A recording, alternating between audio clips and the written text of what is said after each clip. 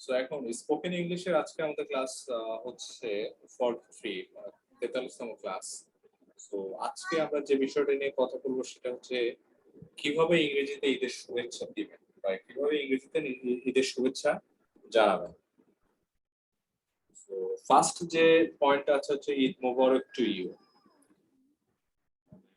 তোমাকে ঈদের মানে ঈদের শুভেচ্ছা। হ্যাঁ, ঈদ মোবারক টু ইউ, তোমাকে ঈদের শুভেচ্ছা। সো আমরা সাধারণত ঈদের দিন এটা বলে থাকি, রাইট? হ্যালো। হ্যাঁ স্যার। হ্যাঁ, ঈদ মোবারক টু ইউ হচ্ছে আমরা চাঁদ দেখা গেলে তো এটা বলি যে ঈদ মোবারক টু ইউ, রাইট? হ্যাঁ হ্যাঁ। তার মানে কি এটা হচ্ছে গ্রিটিংস, মানে কি আমি আসলে আনন্দ ভাগাভাগি করার জন্য আমরা এই গ্রিটিংস গুলো ব্যবহার করি। হ্যাঁ হ্যাঁ স্যার। সেকেন্ড ওয়ান আচ্ছা, এখানে যে আমরা তো ঈদ ব্যবহার করেছি স্যার, এখানে তো দেখা যাচ্ছে যে ইন্ডিয়ান ক্লায়েন্ট হলে হবে পূজা অথবা হলিডে। পূজা হতে পারে, যে কোনো সেলিব্রেশন হতে পারে, বাট ঈদ উল আজহা হতে পারে বা পূজা মোবারক, মানে পূজাটাও আপনি ইয়া করতে পারেন। বাট আমরা পূজা না, পূজা বলে না, ওরা তো হলিডে বলে। হলিডে বলে, হ্যাঁ হলিডে বলে, বা ক্রিসমাস ডে। হ্যাঁ, ক্রিসমাস ডে টু ইউ। হ্যাঁ, Christmas day. Christmas day to you, এইভাবে আসলে সাধারণত ইয়ে হয়ে থাকে। সেটা আপনি যে কোনো ভাবে, হলিডে টু ইউ, হ্যাঁ, হ্যাপি হলিডে। হ্যাঁ স্যার। তখন টু ইউ দরকার নেই, হ্যাপি হলিডে। হ্যাঁ, অবস্থা। আর হচ্ছে সেকেন্ড ওয়ার্ড হচ্ছে hope this Eid brings you happiness. তার মানে কি এই আশা করি এই ঈদ আপনার জন্য বয়ে আনবে অনেক সুখ। বুঝতে পেরেছেন? Hope this Eid brings you happiness, আশা করি এই ঈদ আপনার জন্য বয়ে আনবে অনেক সুখ। আর থার্ড নাম্বার যেটা হচ্ছে মে দিস ঈদ, তারপর কি ব্রিং ইউ হ্যাপিনেস, একই জিনিস। হ্যাঁ, may this Eid bring you জয়।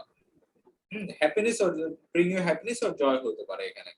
আশা করি এই জয় মানে স্যার, এই জয় হচ্ছে আপনার উৎফুল্লতা বা উৎফুল্লতা। হ্যাঁ, উৎফুল্লতা বা সুখ শান্তি, শান্তি। হ্যাঁ, জয় সাধারণত মানে কোনো একটা সেলিব্রেশন, কোনো অকেশনকে সাধারণত আমরা সেলিব্রেট করার জন্য ব্যবহার করে থাকি। আচ্ছা আচ্ছা।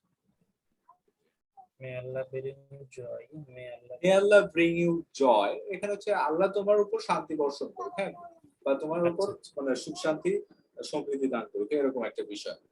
মে আল্লাহ, আশা করি আল্লাহ আপনাকে শান্তি ও সমৃদ্ধি দান করবেন। বুঝতে পেরেছেন? হ্যাঁ স্যার।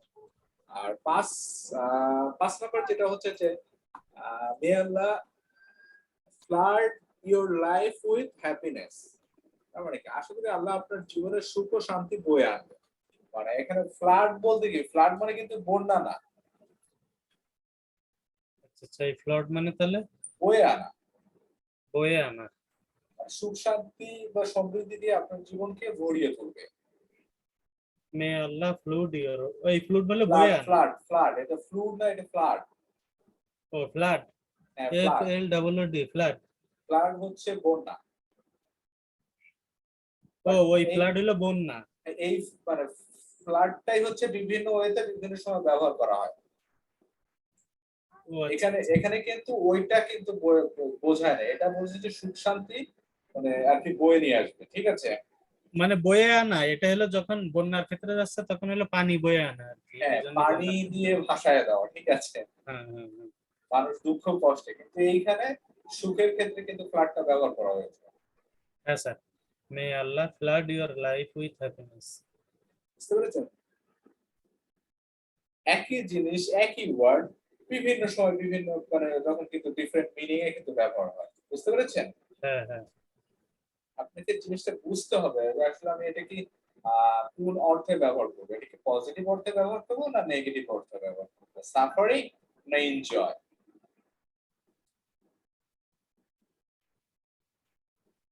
কথা বুঝতে পেরেছেন?